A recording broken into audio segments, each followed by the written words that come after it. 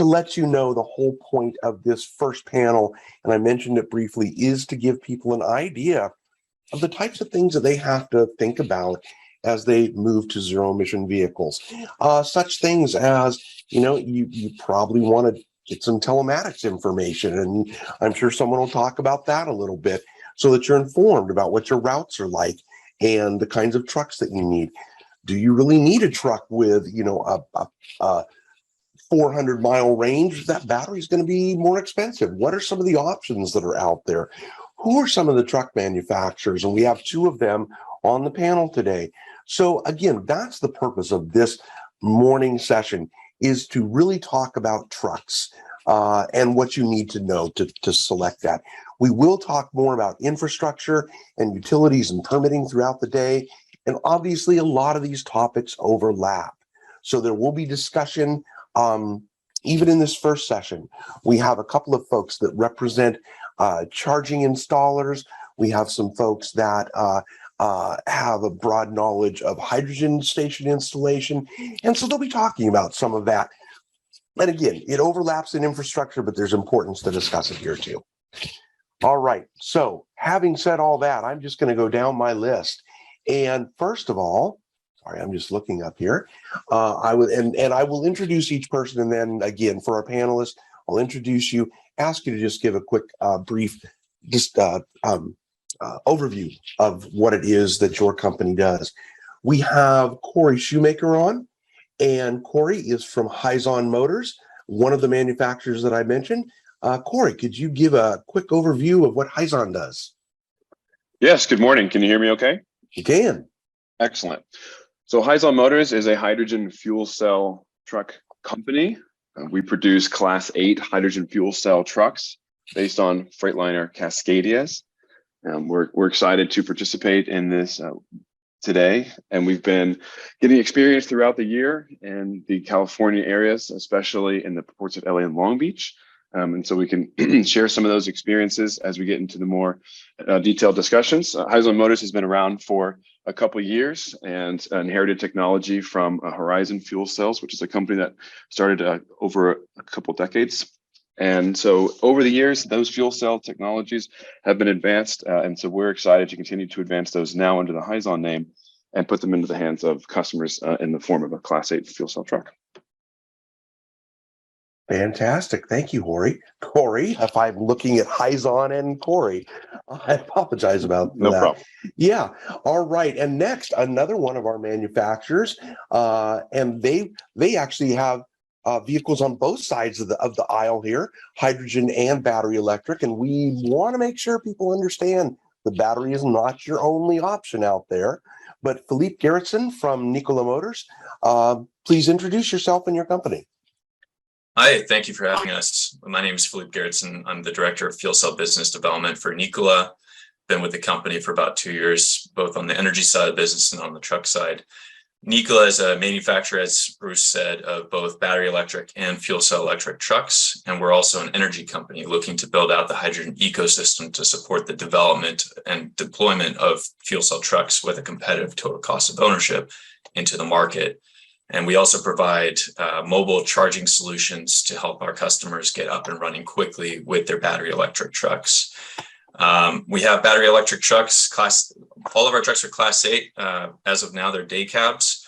And we have battery electric trucks in the market now available for sale. We have inventory available before the end of the year.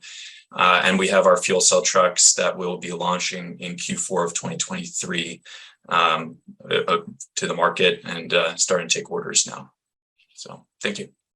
Fantastic. Thank you, Philippe. All right. Now, not that our manufacturers aren't incredibly important, because they are, but the people that have the actual experience on the ground driving these things, we have a couple of fleets represented. Thank you both for being here. First of all, we have Tony Williamson from TTSI. Tony, will you please introduce yourself? You're on mute, Tony. The words of the modern era. Sorry about that. Good morning. Not at all. My name is Tony Williamson. I am the Director of Compliance and Sustainability for Total Transportation Services. I've been with the company of over 15 years. TTSI is a third-party logistics company with a national footprint in every major port in the United States, and that does include rail. Our service offering is definitely dredge, warehousing, truckload service, and special needs. TTSI has been has a sustainability program since 2008. And we have tested over 14 different types of battery electric trucks and 11 hydrogen fuel cell trucks. We are currently purchasing battery electric trucks for our dredge fleet in Southern California. Look forward to hearing everyone in this presentation. Thank you. Thank you, Tony. And before I go on to AC Transit, I'm just going to say I was really, really impressed. For those of you that don't know, there's a huge truck show in Ontario, California every year in October. I'm usually lucky enough to go down and represent CARB and talk to a lot of folks. And TTSI was there. They had a large booth. I think part of it probably is, they were looking to talk to maybe future drivers or whatever. Right across from their booth, they had one of their Nikola battery electric trucks. I think that says a lot for the company. It says a lot for the industry and where things are going. So we really look forward to hearing from Tony about their experiences. Speaking of experience, maybe some of our most experienced fleets that are out there are our transit agencies. We have a regulation called Innovative Clean Transit, and it has been moving the transits towards zero emission for, oh my goodness, a number of years now, probably 3 or 4 years now. And we have Mr. Cecil Blandon from AC Transit on. Cecil, would you please introduce yourself? Sure. Good morning, good afternoon, everyone. So just a little bit of our experience here at AC Transit. We've been running zero-emission buses since early 2003. So we have really roughly 2 decades worth of experience with the industry. Currently, right now, my fleet, I have 35 fuel cell buses out on the road and 28 electric buses. So steadily, little by little, growing the fleet as we continue to expand our deployment of zero-emission buses. My current fleet right now is of 640 vehicles. So I have a long ways to go over this ICT 2040 ruling, but little by little, we're making progress to get there, along with the workforce development that I know many folks that are here on today have a lot of questions when it comes to that. And as we continue to progress towards this change and improving the environment, so I'm happy to be able to report just the progress that we have been going. So thank you, Bruce, for having us here today. No, Cecil, again, thank you for participating. We really appreciate it. All right. Next, we're going to move on to a couple of our folks that may have experience or may be able to provide information on what you need to think about as you possibly charge your vehicle, or if you want to go hydrogen, what you may need to think about there. Planning, I mentioned things such as route planning and such as telematics and just so many different things. And again, we won't be able to cover all those things in 1 hour, but that's why we'll be having additional courses and additional assistance throughout the year. So first of all, Gage Kelly is from ChargePoint, and Gage, I'm going to ask you to introduce yourself. Thanks, Bruce. Hey, everyone. Gage Kelly. I am the account executive here at ChargePoint. Formerly Vericity, which you can see on the screen here. If you're not familiar, Vericity is one of the leading zero-emission fleet management systems in North America and Europe. Where we really hit our stride is combining telematics and charger monitoring into the same platform to give you both ends of the data. And then now that we're combined with ChargePoint, we can offer a full suite of solutions for our clients, where infrastructure support to actual hardware, and then post deployment of buses or truck, whatever the situation demands. We have a full suite of services that help align what these vehicles are doing to the needs of your route or your fleet.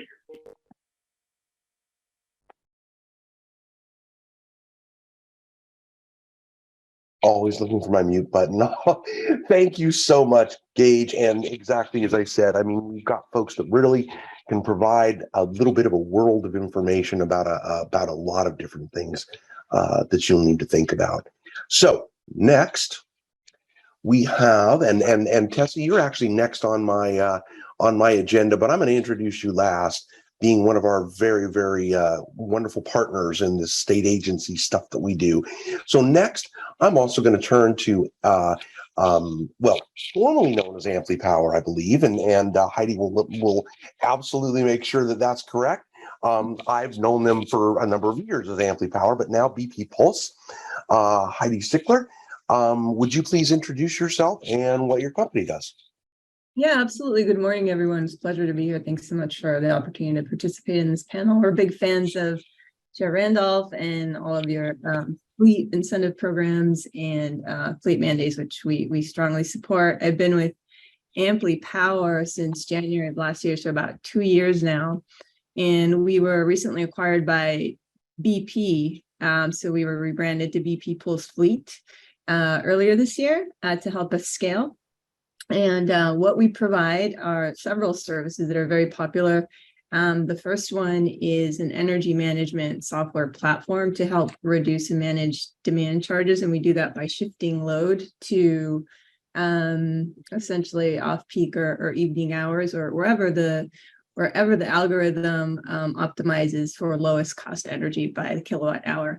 And that is how we bill our customers for charging as a service offering, which includes the procurement, installation, and more importantly, the maintenance of those chargers. So if our hardware is not up and running, we don't get paid. Thirdly, our most popular offering right now, I would say, is our impermanent containerized charging solution, Enrich, which we've deployed in Anaheim for Anaheim Transportation Network. So if you're down there near Disneyland, give us a call. We can provide you with a demo. So that rounds out our offerings, and we'd be happy to work with you on your fleet needs. Heidi, thank you so much. And both you and Gage have mentioned a couple of things. And before I go to Tessie, I just want to throw out, I've said what this morning discussion is about. You're starting to hear some terms too, like energy management systems. And again, this is, if this doesn't reinforce that this is a different world than diesel trucks, it should, because there are things that you need to know now or will need to know as you move to zero. And really, it really helps you, the fleet, function better. And maybe we can talk to our fleets about that a little bit, and how important that might be or how important that was to them. But it really helps you get the most efficiency out of your vehicle. One other thing, and I'll bring this up quickly. This is a pretty obvious one, although some folks may want to talk about it. Driver training. Driver training is really critical in this industry. I spoke with someone the other day, and I get this kind of comment frequently. And I said, small fleet, just getting into zero emissions. And I said, driver training is going to be really important for you. They were talking about the miles they seem to be getting out of their vehicle. And the response that I got back a couple times, I said this was, yeah, I know they're probably driving a little bit too fast. It's so much more than that. I mean, it's not just about the speed that they're driving. And one big thing, especially with battery electric vehicles, is the use of your brakes, your regenerative braking.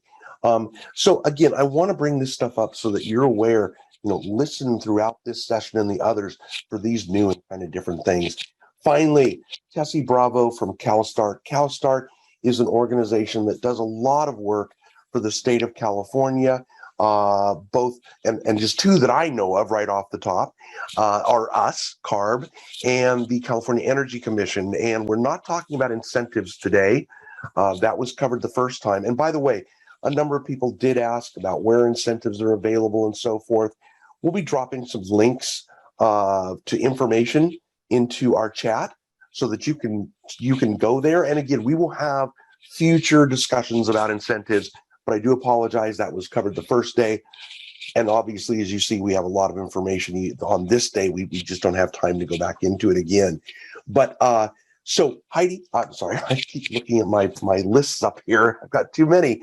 Tessie, please tell us a little bit about yourself and CalStart, and also so that Tessie has a good background with hydrogen, and she will be really helping our panel today, or helping you folks as we discuss maybe, installing hydrogen stations on site. Tessie, please. Yeah, absolutely. Thank you, Bruce. So my name's Tessie. I currently work with CalSTART. I lead the Energize team that specializes largely in the funding. My background started with EV infrastructure and getting it into the ground. And the hydrogen piece comes into play because we have a hydrogen lane and we have a lot of input coming in around hydrogen. So trying to gather all of that information and lend a hand here. I'm going to go ahead and try and tie it back to the polls that we took in the beginning. And I see most of us are heavy duty, right? 75% class 7 and 8.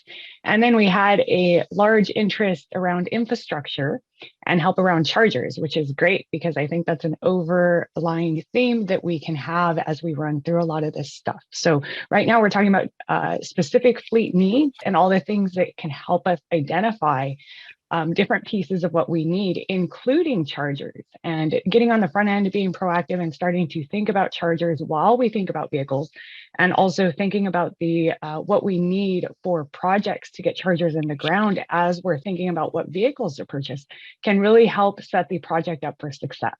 So that's kind of where I'm at. That's my belief in trying to get in front of this and kind of mitigate some of those bottlenecks we see by selecting vehicles and maybe not thinking too much about chargers. So the infrastructure for charging your vehicles should be on the front end thought of incorporation as we're picking vehicles and going through it.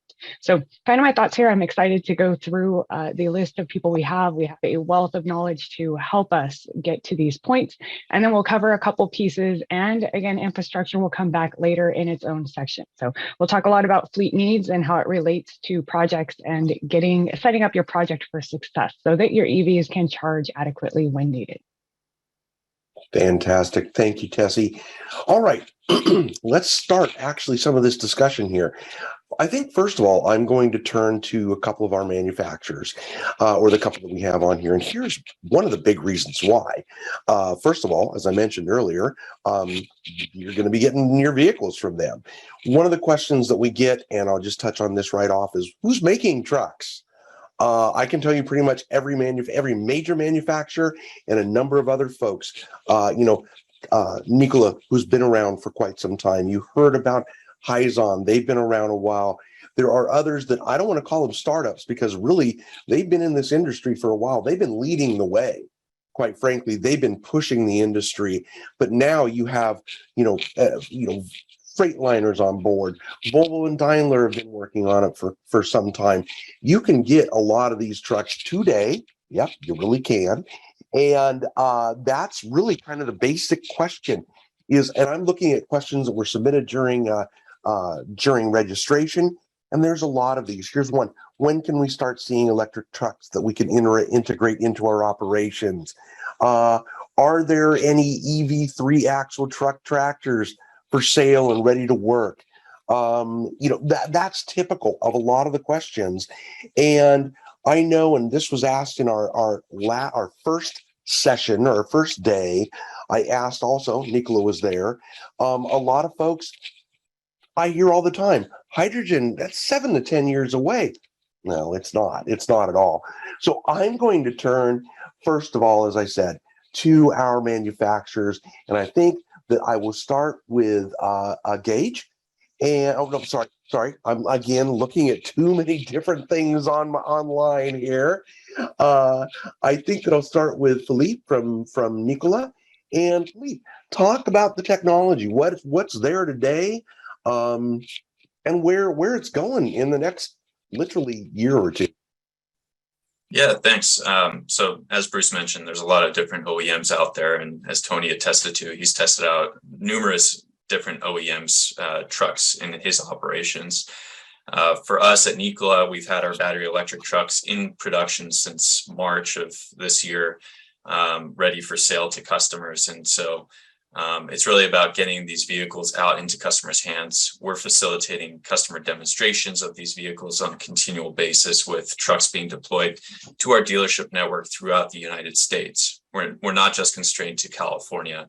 And so at this point, we've got over 100 trucks out at a dealer network and with customers. as well as another 100 ready at our factory to be shipped out to dealership locations on the basis of where there's demand that we're seeing for these vehicles. The primary constraint that we're seeing on the battery electric side, as Tessie attested to, is on infrastructure. The trucks, frankly, are the shortest timeline requirement.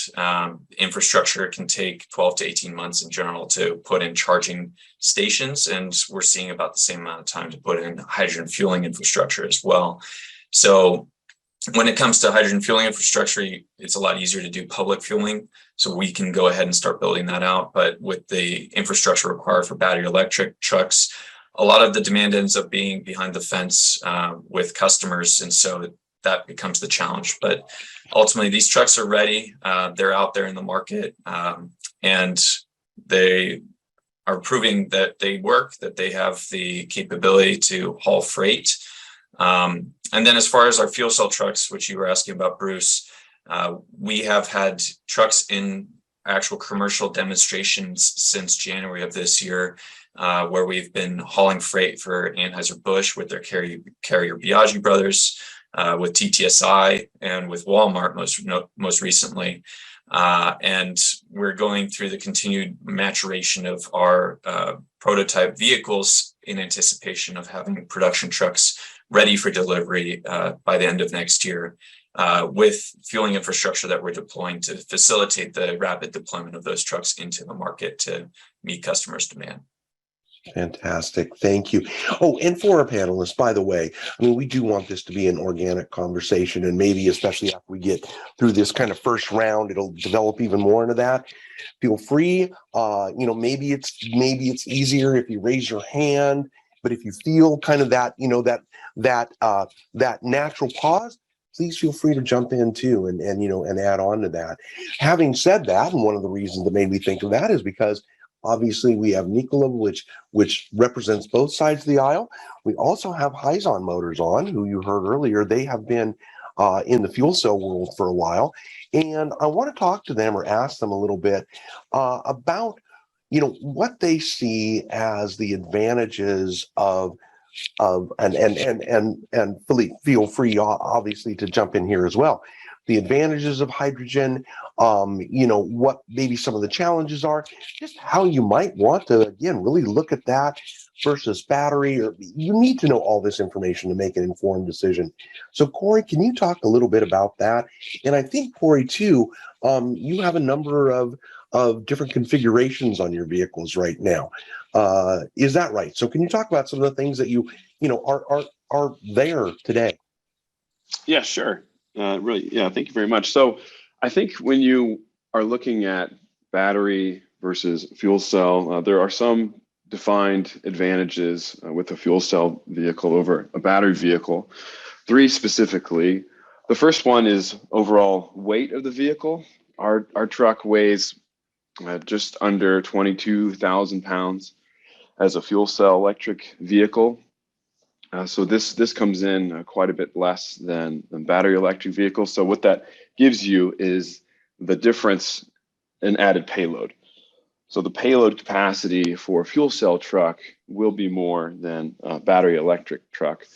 The next advantage, and this really depends on how much batteries you store on board, but you can, in essence, store more energy on board for less weight in the form of hydrogen gas versus in the solid state form of batteries.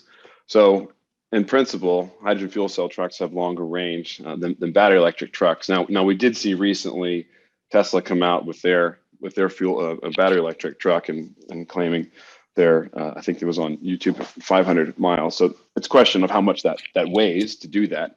In principle, you could theoretically achieve very high mileages with battery electric trucks if you have no limit on the amount of weight you can carry. So moving past that point, the refueling is actually probably one of the most exciting points that we get from our customers' experiences, is the ability to refuel the truck in a 15-minute envelope. So that's something that's a definite advantage over battery electric and getting back on the road and getting the range that you can get. So with our trucks right now, the current configurations that we have with 50 kilograms, We're seeing 300 to 350 miles range in local operation. Specifically, we've done local operation with TTSI and drayage. We've done operation actually with Sac County Waste. We did that hauling waste back and forth between a transfer waste station and a landfill. And we've also done some regional food and beverage hauling around Los Angeles area. So in these applications, we've seen those results. And when the customers pull up into the station and they plug in the nozzle and then they're off, 15 or so minutes later, depending on how long they park to connect the nozzle, which should be pretty immediate. They usually leave with a smile on their face. So I would say payload advantage, time to refill advantage, and then range advantage. Yeah, and if I can just jump on there, fully agree with everything Corey stated there. Those are the primary value drivers. One additional thing that I'll add that comes out of the increased range and the greater payload capacity, as well as the faster fueling times, is that you gain operational flexibility that becomes invaluable. This allows for fuel cell trucks to be able to perform double shifting operations where you're slip seating your trucks. It allows for greater flexibility in terms of where you're deploying your vehicles across the network of fueling stations. We expect that infrastructure network will expand rapidly, and that's something that we're actively pursuing so that we can provide operational flexibility throughout the state. And you get an experience very similar in many ways to an existing diesel truck, in that you're able to fuel in 20 minutes, have a 500-mile range for our fuel cell trucks, and are able to then basically operate as a metro regional kind of configuration in your operations, where you may be going out to Vegas and back, for example, out of LA, or up to the Bay Area and back, and have the opportunity to hotel your drivers at this point, considering that we don't have a proper sleeper. But it gives you that flexibility that you can start employing a zero emissions truck into these more over the road type applications. As Corey mentioned, you get the weight advantage. Our battery electric truck, at least until Tesla announced their initial deliveries to Pepsi, had the longest range of any truck in the market at up to 330 miles. But with that comes a commensurate increase in weight. Our battery electric truck is heavy, to be honest, at around 29,500 pounds. And that's because, in large part, due to the weight of the batteries. By comparison, our fuel cell truck will be significantly lighter than that, affording greater operational flexibility in terms of what kinds of payloads you're looking to haul, and be able to take on more types of cargo from different customers than you may otherwise be limited to with battery electric trucks. Thank you, Philippe. Having said all that, and I actually think that I think that both of these technologies will play an incredibly important role as we move into the future and as we decarbonize not only California, but I mean, we're seeing it all over the world. But we've talked quite a bit about hydrogen here, and again, I think there's a huge future for that. But so many vehicles right now are battery electric and will continue to be battery electric, especially, we've heard about some of the big advantages of hydrogen. Absolutely true. But especially maybe as we look at the even lighter vehicles, or, various different types of vocations, battery will always play a huge place. And I think it'll have a huge place in full-size Class 8s too. So having said that, I want to now turn to a couple of our companies that deal more with battery charging, but also that whole variety of things. Excuse me, that whole variety of things that you need to think about. Anthony mentioned earlier, energy management. And I think first I'm going to turn to Heidi, I apologize. I'm going to get used to BP Pulse. Old dog, new tricks, trying to break myself of what I remember. But I'm going to turn to Heidi firstly, our first of BP Pulse, and ask about things such as energy management, or whatever else. What do these fleets need to know as they start looking to integrate vehicles? And right now, the majority of vehicles that are out there are battery electric. What do they need to start thinking about to integrate those vehicles into their fleets? Yeah, great question, Bruce. This is a question that we get a lot. So I think First, what Amply, now BP Pulse Fleet, does is that we make the economics of fixed fuel pricing much better understood for the fleet operator. If you're contemplating a switch from gasoline or diesel to electric, fuel cost is at the top of your line, probably because right after driver labor, fueling cost is actually the second highest operational expense. And if you're going from a world where pricing fluctuations might be going up and down in a year and entering a scenario where electricity pricing are more like 400% fluctuations in a single day, this is where our energy management solution really can make a difference with regard to managing those demand charges. So unless you can get a handle on those fueling costs, it's difficult to scale at large. The second aspect of what we're solving for fleet operators is simply uptime, reliability, and certainty of operations. So with charging, again, you have a scenario where the vehicle needs to sit idle for several hours of charging time, and that's different from, say, a 5-minute gasoline fuel up. So for a mission critical fleet operator like transit, school bus, drayage, they really need to fold that into their daily operations of the vehicles and handle that scheduling. So that's what our charging as a service offering does for fleet operators. So we do a lot of the software integration efforts on our fleet's behalf, which again manages the charge. And finally, the last aspect is that across hundreds of fleets we have engaged with across the country, we have yet to encounter a single fleet operator that standardizes on one OEM, one charger OEM's products. So it's always a mixed scenario. And in the early stage markets, there are still interoperability issues. And we come in and unfold a charging infrastructure, so our charging as a service offering that works across all makes and models and vehicles and chargers. And we have an operationally reliable guarantee. So our customers don't just want hardware, they want hardware that's up and running. So they're just three key aspects, I think, of what we're hearing are top of mind for the customers that we've been working with.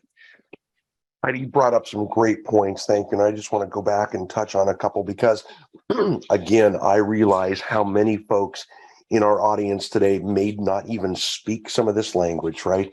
Interoperability, great point that you bring up. And I know from talking to some fleets that have a variety of trucks, there have been issues with and it really comes down to the software. At least my understanding in many cases, these tiny little differences in how the different softwares interpret something may mean that one charger has a little bit of difficulty working with this type of truck where it works fine with this other type of truck. And a lot of folks such as Amply and ChargePoint and others are doing work to help with that. Charging as a service, you heard that too. And we'll be talking a little more about that during the infrastructure panel today. In addition to charging as a service, there's truck as a service. We'll talk about what that is a little bit, but these are all alternatives to installing your own chargers on site. And we're not saying that any one of those is better, but any one of those might be better for you. And again, we want to just start making people aware of the types of things they need to think about and look at and that are possible as they move into zero emission vehicles. So, having said that, and I definitely can't wait to get to our fleets because a lot of stuff has been brought up here and I want to hear from our fleets how they thought about that, incorporated, this idea or that idea. But I do want to turn next to Gage at ChargePoint. And I know that ChargePoint offers, as does BP Pulse, offers a variety and maybe even a larger variety of services as far as what you need to do to go to zero. And what I'd really like to hear, Gage, is even more, maybe a little more elaboration on the importance of things such as smart charging. And we heard about what I would call peak shaving. We heard from Heidi, peak shaving is trying to level out that cost that you pay throughout the day by using things such as battery storage and so forth. So Gage, can we turn to you? And I know I'm giving you a big chore here, and obviously as I've said a number of times, we could talk all day about any one of these subjects, but could you just touch on some of the things that, especially just the terms and what they mean, you think are really important for these fleets to know? Gage? Sure. In terms of smart charging or peak shaving, really this comes back to the first thing we ask is what's your relationship with your utility. If you say we pay our bills every month and that's about it, then we've probably got a problem, because oftentimes these utilities have different rates and scheduled charging or scheduled rates for what your agency or your fleet may require. And so if your routes or the dwell time don't align with those rates, where you might be paying 3 or 4 times more than you should for charging, then this is where our service comes in to quote unquote peak shave or try to reduce the amount of load on the utility and the load for your system, which may make sense for when your fleets need to be ready or prepared, right? And so in our platform, where that really comes in, where we hit the ground, is because we have the routes that we're connected to, we have the vehicle data, so we know consumption rates, we know where they're going, the ranges that they need to hit. We can align all of this together in one system to basically curb how much your utility may require, or how much your fleet may require in the system or on the actual load. And so that's real one part of it. The second part is this probably isn't your first deployment, and you most likely are not going to have one charger OEM, like Heidi said, or one vehicle OEM. And so what we look at then is how do you scale this fleet long term, or what does the load look like now, and how can we start those conversations with your utility even a year before you're ready to expand, so that they are prepared and you have a much more clear understanding of what to expect moving forward, especially as you scale or add other vehicles or even add hydrogen vehicles. So that's really what we try to do for our clients day to day. Fantastic. Thank you so much, Gage. And again, we're hearing some of these terms and some of these thoughts and concepts. And I think now is a really great time to turn to our fleets and ask them about not only some of these things, again, they are looking at how to control their energy cost. And they're doing it today, because as everybody here knows, fuel is money. I mean, just like with diesel, if you can save a little bit of fuel, you're really making money. There are a number of things that you can do also, and I'm guessing that probably both our fleets are involved in this, but there are things such as our low carbon fuel standard, when I say our CARB, which actually allows some folks to make money, to get a voucher, if you will, or to get a credit that you can sell by going to zero emission. It helps offset things such as fuel cost. But we're not going to get into that too much today. Again, that was really our last session, or our first day of this. But I'm going to turn, I think, first to Cecil over at AC Transit. You've probably been doing this stuff, I'm going to guess, longer than anybody on this panel. So Cecil, I mean, again, giving you a heavy lift here, but what were maybe some of the biggest things that you found that you really needed to think about, that you did think about on the front end, or that you wish you would have thought about on the front end? Even things such as, maintenance costs, and I mean, just whatever advice you can offer to folks out in our audience. Cecil. Yeah, definitely the fleets, and I look into some of the questions are related to just the workforce development, but the fleet themselves, the specific needs to what your business is and how far you travel, like for us, is critical to what our strategy is in our deployment. I can't probably stress that enough, that you have to be clear on what your mission is and what you're looking to do. Your vehicle has to meet that capacity.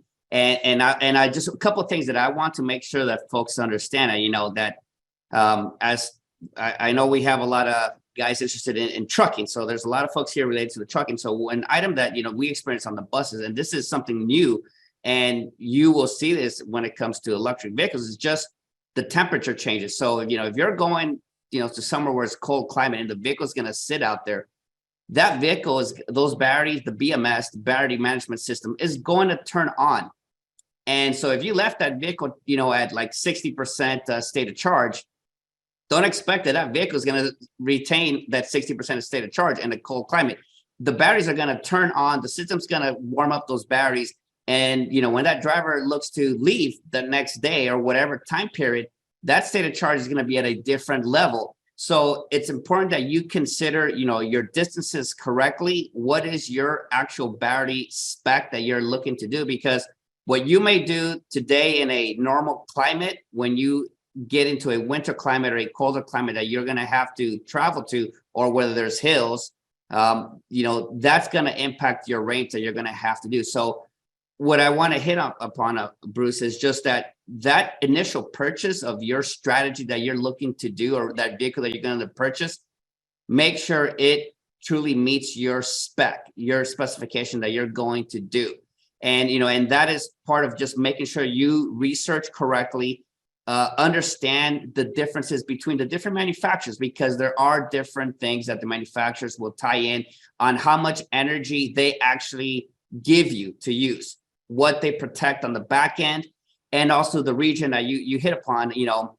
You can go up to the Sierras and use up a ton of energy going up there, and on the way back you use only 20% because you're coasting downhill. So sometimes a trial and error may have to be done, or a test scenario pilot that, maybe with a certain manufacturer, so that you can see what the actual product is going to be able to do. I think that will save a lot of headaches into buying something that may not meet your service that you're going to expect to do.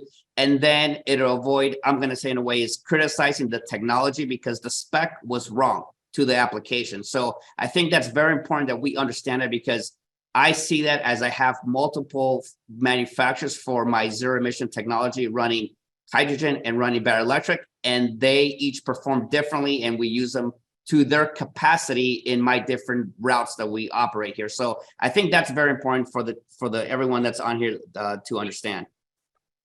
I think that is absolutely fantastic advice, Cecil. I'm going to flip it around and say, make sure that your spec is right. And again, folks like our transit agencies, they've been fantastic partners in doing some of this work early. They've learned a lot. And I know that many of the transits, and I believe AC, Cecil is one of them, use both battery and hydrogen power, as I recall. They're looking at these different things, and certain things meet certain needs better than others. And that's really what I think the kind of experience they bring. And I know we're throwing a lot of terms and thoughts and concepts, and you might say, well, how do I know that I'm speccing it right? Again, we could spend all day on any one of these topics, and we will start diving into them as we move through the future. But be aware that there are other places that you can get information and help. Go to our truck stop website, and I usually don't give the website address out because it's much easier to just say, do a Google search for CARB truck stop. And when you go there, you'll find a big picture, an icon, a large icon for our zero emission truck stop page. And we're starting to add more and more links there to really helpful information. A lot of folks have utilities you'll hear about later. They have a lot of really good information and help there. There's other programs that we'll talk about more maybe at the end of today, or certainly in the future, that are being developed to help fleets with these things. And we're just, like I said today, trying to get you an idea of what's going on. So I'm now going to turn, I'm sorry, I have a whole bunch of things popping up in the corner here. Need to get rid of that so I can see what I'm doing. I'm now going to turn to Tony Williamson over at TTSI and ask you kind of the same question. you know, a lot of folks in the audience, first of all, may be saying, well, transit, is that really related? You know, does that really relate to me? I think in this context, it absolutely does. You know, again, they're talking about understanding your route, understanding the specs that you need.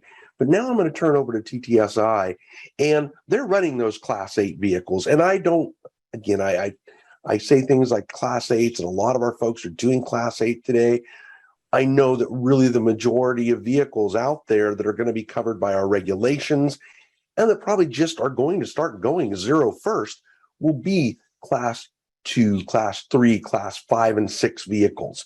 But all of this applies across the board. So I'm going to turn now, as I said, I'm looking over to Tony and ask him kind of those same questions.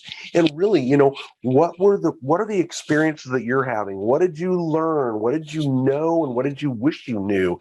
What are you doing looking at, you know, both the battery electric and the fuel cell electric? You know, how are you comparing them? What are you trying to find from that? So if I could, Tony. All right, thanks, Bruce. Well, TTSI, we got a head start of on all of the fleets here in Southern California because we went to the AQMD and we asked that we would like to demo this new technology as it was coming out. We started demoing the hydrogen fuel cell in 2009 and took possession of the truck in 2011, ran that truck from 2011 to 2014. Now, that was a totally different operation from a diesel truck. Number one, we had to get our drivers to buy into this. Back, you know, in the early 2000s, drivers loved diesel. I mean, I don't know if they love the smell or what, but, you know, getting them out of a diesel truck and putting them in something that they thought was more like George Jetson, very futuristic, they just wasn't having it. We basically had to pay a driver to drive that truck. But once they got in that truck and started learning the capabilities of that truck, they loved it. And when we stopped demoing that truck, some drivers got a little bit upset and said, okay, what's next? So in 2015, we started running battery electric trucks. Now that was an eye opener for us too, because the early battery electric trucks, you can probably only get about 2 hours worth of battery time out of there. And then the driver had to come back, plug the truck in. It took 12 to 14 hours to charge that truck. And then he had to finish his shift with a diesel truck. So over the years, we have learned how to manage this new technology. But it comes down to basically capabilities of the truck and duty cycles. We run the Port of Long Beach and LA 2 shifts, Monday through Thursday. There's 2 shifts, and then Friday and Saturday is 1 shift. So we got to make sure that these trucks can do our duty cycle. Duty cycle per shift is anywhere from 9 to 10 hours per shift.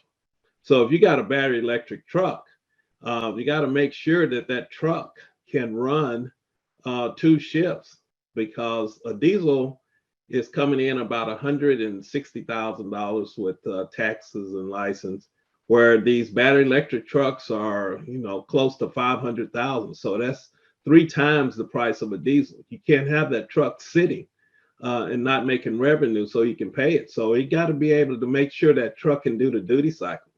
Now, back in 2015, as I said, it took 12 to 14 hours to charge. Now, with the newer technology, batteries and the chargers, we're able to turn those trucks probably in about 3 hours. We're going with 350 kilowatt chargers. So we can get a 2 to 2.5 charge on these trucks, go from state of charge of 20% to 90% in 2.5 to 3 hours, because we need that for our duty cycles.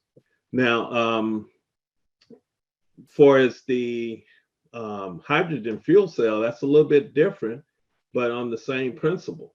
We see the hydrogen fuel cell competing with the diesel once the infrastructure comes available, because it takes anywhere from 20 to 25 minutes to fill a diesel. Same thing for a hydrogen truck. It's just a matter of the driver getting used to the technology and the infrastructure there. So we see that both the fuel cell and the battery electric in our fleets in the near future. Now we're running 10 Nikola battery electric trucks. Drivers love those trucks because number one, the trucks are heavy. Corey mentioned that earlier today. In this session, that the trucks are a little bit heavier than a diesel. That's true. But the drivers love that additional weight because they're not getting the vibration that you do in the diesel truck. Also, they do not smell like diesel at the end of their shift. So they go home to their family. They don't smell like diesel. And plus, these trucks are actually working. We ran 2 demos, 2 battery electric trucks back early 2022, the Nikola trucks. We kept one within 60 miles of the port, and we kept the other one, we took it out to the Inland Empire. The one that was 60 miles from the port, state of charge used per day was like 28%, where the other one was 34%. So I could have got on the first truck, 60 miles, I could have got about 3 days of work on that truck before I charge it, and the other one about a day and a half to 2 hours before we charge it. So we're seeing that these trucks are hitting the duty cycles for its drayage. Now this is drayage only.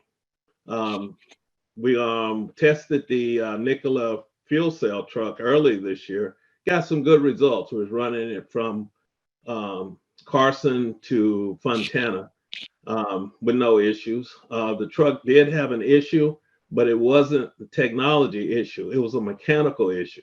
Now, since this was the Alpha truck, you have to manufacture certain parts for a demo truck. Well, couldn't get that part redone.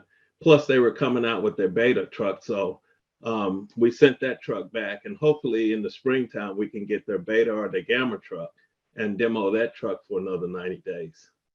But the technology definitely is out there. From 2009 to 2015, we've seen a great improvement. Our drivers have accepted these trucks, and now we're just moving on to the infrastructure, which is beginning to, it's a different type of issue to deal with. Yeah, if I can just jump in here, Tony, thank you for stating from the driver's perspective, because if I put on my customer hat, I'm thinking, well, why do I want to deal with a battery electric truck? We hear like pushback all the time in ACF regulations and other places from fleets that are facing this transition, and they look at all of these hurdles that have to be overcome in terms of infrastructure, charging, when do I charge? I can't haul as much payload and so forth. But the reality is, ultimately, to Tony's point, drivers love these trucks. They drive like a car in many ways. They're easy to drive. So that helps get additional drivers into the workforce, because now you can appeal to female drivers who might have otherwise been intimidated, or younger, less experienced drivers, or older drivers who have like issues with their hips from shifting back in the days. The other aspect that I'll say is when you look at the fuel cost, you're going to see substantial savings, particularly on the battery electric trucks as compared to fuel cell or diesel trucks, owing to the cost of electricity, if you're charging during the off-peak periods, being substantially lower than the cost of diesel. And then on top of that, you add on the low carbon fuel standard credits that you're generating, that various parties can help you monetize. And you also get a lot of the infrastructure credits to help with putting in place the charging requirements that you need to power those vehicles. So when we look at battery electric versus fuel cell, I'm the director of fuel cell business development. So my job's somewhat easier, because we're trying to create a solution that's a seamless transition from diesel trucks. But the reality is, a fuel cell truck is going to be more comparable to operate with a diesel truck, at least in California, and probably more expensive than a diesel truck in other states, because in other states you don't have low carbon fuel standard credits or the same kind of truck incentives to help mitigate the cost of the vehicle. So the battery electric truck, it has a use case. That's why we as an OEM are pursuing both battery electric and fuel cell trucks. And if your operations can accommodate the payloads, the ranges, and have the reliable return to base, as Tony mentioned, drivers love these trucks. You get better performance, You're getting a nice quiet drive. You don't come home smelling like diesel. And it gives you a very good kind of appeal to bringing in a workforce and dealing with things like driver shortages and so forth. So I just wanted to share that as far as like for fleets looking at, how do I go to zero emissions? It's not just discount the battery electric because of the challenges. There's a lot of solutions out there to what Bruce was talking about that help alleviate those concerns and help you find the right truck for your operations. And it may well be cheaper to operate than a fuel cell truck. And then the fuel cell truck will have that use case where if you don't own your own property or you're on a short-term lease and you can't put infrastructure in place, for example, you need to operate with greater uncertainty about where you're operating. That's when the fuel cell truck really comes into better use cases and for those longer routes and everything.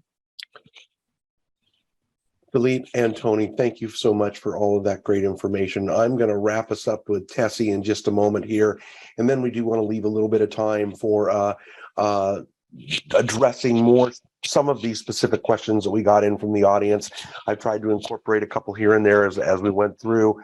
I'm just going to say from a personal experience, when I was young, obviously a long time ago, when I was young, I drove what I didn't know classes at the time, but I'm going to say it was probably about a class 5 box truck doing deliveries for a company. And I even did deliveries in San Francisco. So I drove some pretty hairy routes. I got to recently drive a class 6 unloaded, but box truck from one of our manufacturers. And I will say it was not only, yes, quiet, the ride was smooth, but one of the things that really impressed me coming from that experience of, oh my gosh, I got to go down this crazy hill in San Francisco, was the regenerative braking and the control you had. And I mean, it's different, especially if you got that regenerative braking turned way up. But I got to tell you, after a couple of minutes of getting used to it, I felt it was just so much safer. I mean, you can literally almost come to a complete stop without even ever touching the brake pedal. So I'm just going to say, obviously electric trucks are my thing because I work for CARB, but that's a personal experience that I just thought it was really cool. So having said that, as I said, I'm going to wrap us up with Tessie. Tessie, we have heard about both battery electric, fuel cell electric, and I know we've heard from some of the folks that do battery charging. Want to talk to you about maybe especially hydrogen installations, but if there's anything on the battery charging side you want to throw in or any of this, please do. And one last thing before I turn it over, we have been here and we heard a little bit from Philippe regarding the cost of hydrogen. It is considerably more expensive right now. We do see that coming down as production goes up. Plus, there's a lot of money from the federal government that is going to what are called hydrogen hubs. We fully expect that California will get one of those hydrogen hubs. All of those things are driving the technology, driving the costs down. There's a lot of incentive funding out there, as you know. That's for another day, or look for our chat. Or look in our chat, there'll be some links to that. But Tessie, bring us home, please. Yeah, absolutely. So I'm going to start with a recap of everything that I think I heard and just try to bring us back to center here. And again, align well with those polls, right? What we're looking for. And you can hear the theme underlying tends to be around infrastructure, whether project is hydrogen or battery electric vehicle. So a couple notes. Again, I want to make sure we apply equal importance to both, right? Hydrogen and battery electric are going to be a sort of decision tree to help funnel out your project as it relates to both vehicles and infrastructure. I think some of the key points that we heard about from the team that was talking, right? We want to consider things around route analysis and the variables that go into route analysis, right? Are you able to make a full duty cycle when you're charging your vehicle if it's battery electric? If it's not, hydrogen might be a better way to go. We're seeing a lot of expansion in the landscape too, especially the larger class 8 vehicles into hydrogen, right? For a lot of this reason and the weight. So a lot of these things are aspects as we move into projects overall and we start to zoom out. So we zoom out, we get this decision tree of hydrogen or battery electric based on route analysis, duty cycle, and these telematics that come into play. Solutions around that include the software and pieces that really lend a hand. So we see this across, again, developing landscape, especially with hydrogen. I think as we move into things, infrastructure becomes a larger piece of this. So underlying theme is infrastructure. From the polls, it looks like we want to hear a lot about infrastructure, but we don't want to lose sight of choosing a vehicle and tying that to infrastructure and really looking at this from the start. So once again, I'm Tessie. I'm with the Energize team over at CalSTART. I'm going to run us through a couple slides as we transition our way into getting things on the ground. And I love that we have a team here of transit people that can lend a hand, and also with infrastructure and boots on the ground. So next slide, please. Let's talk about a general project roadmap. Again, when do we start looking at what type of charger selection, whether we're going hydrogen or we're at that decision tree point, right? And what we found as we're going through projects and as we're project managing these pieces, charger selection in that decision tree should happen early. So as we're discussing things around telematics and route analysis, ties to battery size in the vehicle, if it's battery electric. If we're going hydrogen, we need to consider that as well. Right. As we move into those things, we should start thinking about chargers early to avoid delays or bottlenecks later on. So these first two highlighted areas, that is charger selection and pre-planning and permitting, should happen very early as you're having discussions and trying to figure out what vehicles we want to choose. What this looks like is pretty simple, right? We're starting communications with utilities and the authorities having jurisdiction. Hydrogen projects look a lot different. There's a lot more moving pieces than an actual EV infrastructure project. So we want to keep all of those in mind. We do want to start conversations early. We do want to start educating ourselves on best practices. And again, we want to set these projects up for success. That is the project as a whole, both the EV and the infrastructure that's needed to fuel or to allow the vehicle to charge. So for larger class vehicles, AC isn't going to be a huge piece. DC, FC, V2G are components that do come into play. And again, hydrogen would be a different decision tree with very similar kind of roadmap when we start to zoom out, and those key components of pre-planning and pre-permitting with the utility and the AHJ, and really paying attention to the pieces like location and where we're going to put these chargers and how it relates to the duty cycle and the variables that are included in that duty cycle. We want to consider charger size. One of the things as we're getting these vehicles with the duty cycle is going to be how many times do I need to charge the vehicle, right? We heard Cecil talk a little bit about these things kind of helping on the front end. If you really understand your route and what that looks like, then you can really start to piece these things together and help dial in the charger size and the selection or the type of charger we want. Any accessories that need to go with it, right? Nozzles, cables, all of these things need to be taken into consideration as we're looking at getting a fleet vehicle and transitioning the fleet, right? A couple other key components or aspects that come up very often. It's going to be coordinating those delivery dates of the vehicles with the timing of the infrastructure. This is a key component to setting the project up for success in its entirety. What this looks like on the ground, right, or what we would look like or look for as we're going through this is as we're looking at vehicles, are we going to phase them in? Do we have specific routes that we want to test this on? And do we want to tie the infrastructure to those specific vehicles? That helps keep the project total size down as far as kilowatts and demand on utility, and helps them help you get projects in the ground quickly, if that makes sense. And we'll go into more of that. Again, we have a whole infrastructure piece. I'd really like to focus on the tying the when to start thinking about charger or infrastructure in general, whether it's hydrogen or EV, into these components of selecting a vehicle that's going to be for route analysis and all these other pieces that tie in. So pre-planning and pre-permitting is super important. Again, a lot more extensive in hydrogen projects. We want to start as early as possible. As soon as we're looking at vehicles, we want to start looking at the infrastructure projects that are tied to them. A lot more in depth, start reaching out to your fire marshals, start reaching out to different people to talk about these projects for building permits and help these projects move along. Again, set yourself up for success, right? Set the project up for success.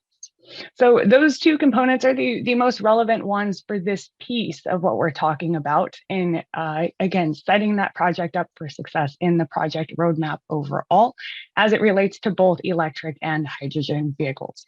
And I'll pause there. I want to see if any of our panelists have anything that want to add or chime in on any pieces of this.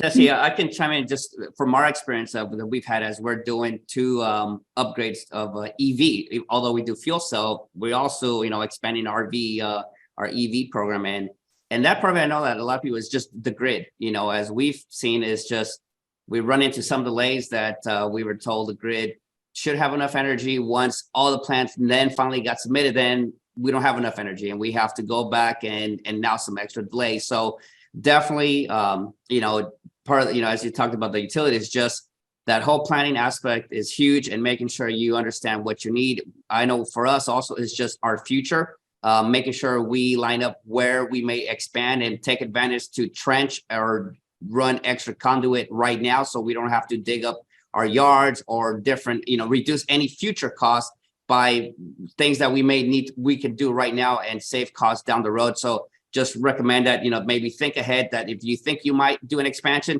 maybe you can save some money by adding some other items right now and save yourself that cost. Yeah, absolutely. Thank you, Cecil. And does anybody else have anything? I see a couple hands up. I don't know who is first, so I'll leave it to rock, paper, scissors, either Heidi or Philip. Sure. Yeah, no, thanks, Tessie, for this fantastic overview. I just wanted to underscore the importance of pre-planning and pre-permitting on the utility side and the AHJ side. Please feel free to reach out. I can put my contact information in the chat there. We have a set of recommendations which have been distilled from all of the states across the US that have best practices for both pre-planning, pre-permitting. The governor's office here in California has done a really fantastic job of arriving at a consensus among industry leaders on what AHJ should take into consideration in utilities. Utilities are definitely at the table, and we're really excited to see Commissioner Rexhoff has oversight that he's termed out now, but he essentially issued a proposed decision which allows those projects that are 2 megawatts in size or smaller to be energized within 125 average business day turnaround. So that's really exciting to see. I will say that, one of the benefits of going with somebody like Amply or another energy management provider is that currently there are 3,000 utilities across the US, 3,000. So just think about that for a moment. And they each have their own unique time of use rate structure. So if you're a fleet operator with vehicles at different locations, you're going to have to navigate those time of use rates. So just here in Southern California alone, we have a scenario where we have a project and right across the street from one another, we have an LADWP time of use rate structure.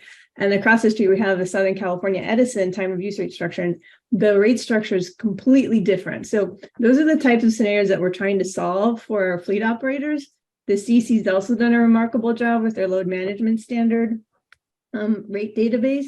So there's a lot of exciting solutions out there. Feel free to reach out.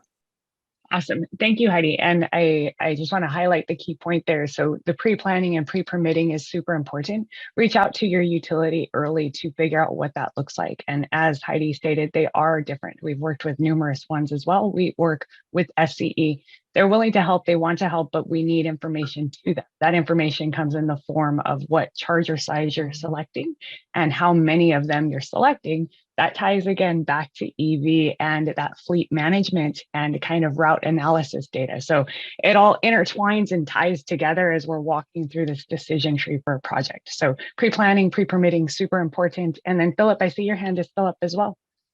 Yeah, just want to emphasize that part as well. Start early with the utilities for the charging infrastructure. One aspect with the hydrogen infrastructure is that hydrogen is really a game of economies of scale. And so we see a lot of applications in public fueling for hydrogen, but also when you are looking at behind the fence solutions, you're going to get a lot more bang for your buck as you look at deployment of larger volumes of vehicles. You can have a station 4 times the size for approximately 20% extra cost relative to something that would be sized much smaller. There are a variety of different solutions. I can touch upon that in the next panel as well, ranging from mobile fuelers, gaseous storage, liquid storage, fast fill, slow fill. Ultimately, it comes down to what is the need of the fleet? What do your operations look like? Similar as with what takes place on the battery electric side. Thank Hey, you, Philip. Tessie. That's very helpful. Yeah, I'm sorry, Bruce. Tessie. No, not at all. Don't be sorry. I'm the one who's sorry because I think I threw you in an inadvertent curve. I had intended to start with you, and you are fantastic in just picking up. I think that was an incredible recap. We are almost at the end of our time, but I think what you did get through in the discussion that prompted was great. I do want to take just a few questions from the audience before we move on, and Tessie will be our moderator for the next panel. I'm sure you'll hear a lot more about some of the stuff that we were just getting into, but I do want to take a few questions here. Let me just pop over. And one of the questions, and I think this was specific to Nicola, are your what voltage are your vehicle powertrains? Are they 800? Yes, our batteries are at 800 volts. Okay, thank you. Fantastic. Let's see, just looking down through here. I think we'll leave that until the next one. Someone asked a question. I know they asked this in the registration questions too, regarding heavy haul applications. When would vehicles be available that would transport 250,000 pounds? I know that there are extremely heavy haul situations, but I think that's kind of down the road. I don't know that I doubt we're ready to address that. Yeah, go ahead. I can just speak at a high level to that. All right, so please. The one nice thing with electric powertrains is that you get a tremendous amount of power and torque out of them. Yeah. So there is a significant benefit in that respect. However, I'm not aware of any power vehicles that are currently on the market that are certified to be able to haul those heavy hauls. Right. For Nikola, we've done our engineering validation up to the 82,000 pound weight limit that's available in most states today. And we have plans to be able to validate higher payload capacities with our trucks, but we are not there yet at this stage. One of the applications that we are looking at for our fuel cells, for example, is being able to bring the truck into Canada, which operates at 140,000 pound GCVW. And so we would be able to, by 2025, approximately be able to haul those types of payloads with the fuel cell. And I can't say much more, but I know that certain customers and dealers have pushed the limits on our trucks. No, and those are some great points. I mean, especially regarding, just that instant power, that torque. I always like telling people, this was years ago, a very early demo project. I saw a day cab get scratched. That's just how much torque an electric truck has. I'm going to ask one more question here, and thank you for that, Philippe. That was extremely helpful, and a lot of good reminders were included there. I'm going to ask one last question before we wrap it up, and I think that this might be really great for maybe both TTSI and for AC Transit. How do maintenance demands and technician training requirements compare against diesel? We know that's an issue, especially, with training new technicians. Again, it's a different world. So why don't we start with TTSI? What have you seen? Well, it's definitely going to be different, because I say that because we were running a battery electric truck. The truck failed while the driver was out on the freeway. We called in the number we're supposed to call. Guy got on a laptop, did a couple of strokes on his laptop, and the truck started, and we were able to finish our route. Whereas that was the diesel truck, you have to send out a mobile mechanic. So we know that the level of service is going to change. When we're demoing these trucks, most of the maintenance was already taken care of, so we didn't incur any large charges or repair costs. So we're kind of putting that in our TCO model, and to see how these trucks are going to compare to the diesels when we come to repairs. I love that story, by the way. I am totally gonna use that one, Tony, because that's a great story. They got on their laptop from somewhere and just fixed the truck. And I know it's not always going to be that way. But on that same question, then, Cecil, turn it over to you. What have you guys seen? So definitely, and from our experience, my whole fleet has telematics. So I think one of the big differences that all fleet drivers, as you go from a class 8 TT to in our side, buses. I deal with buses. Buses, for the most part, I'm gonna say have had a lot of computers for many years. Back I would call DDEC 1 back in the early 90s to now having my buses have 19 computers on them, all multiplex controls, everything. So technology on that side is merging into the trucking world, and with zero emission vehicles coming into that side, the telematics I think is something that is going to be probably new that a lot of fleets will start to see if they don't already have it. But like for us, I get to see all my vehicles on a dashboard. I can log in, read my codes as vehicles are driving down the road to see exactly what is happening. So to what Tony referenced, that's my kind of daily life with my fleet of 65 vehicles that I can monitor, put flags in. If anything that I have a discrepancy, then it alerts me and I get an email, can log in, take a look at it, and perform certain functions remotely.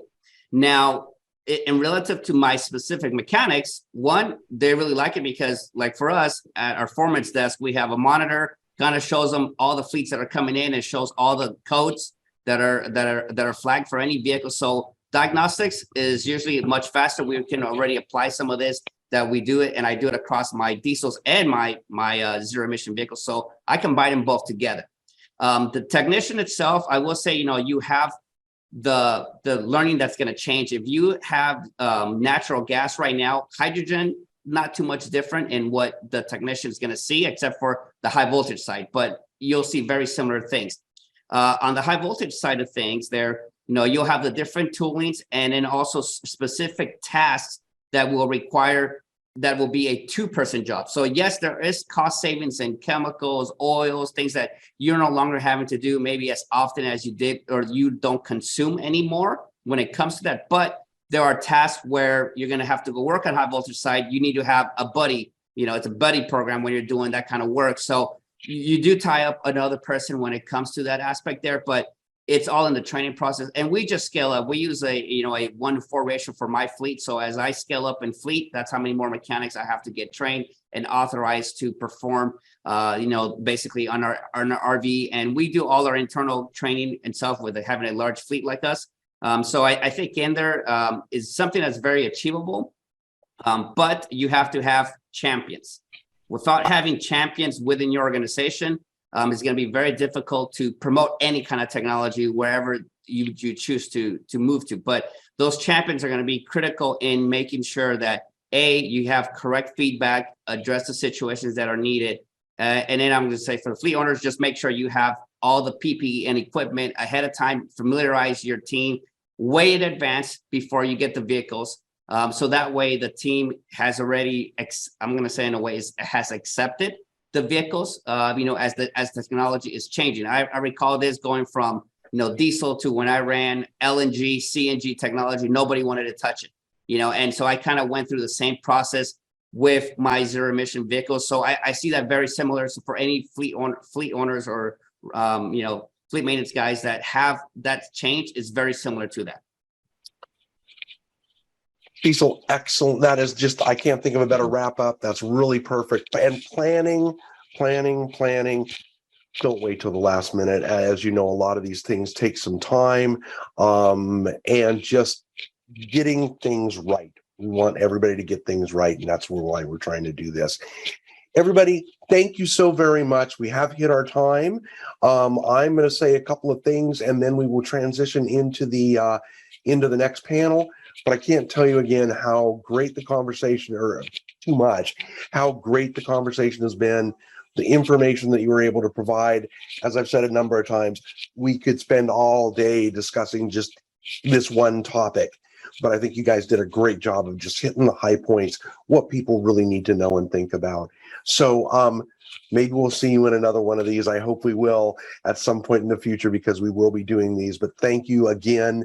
And everybody have a happy holidays. If you're not on the next panel, some of you are. All right. Thank you.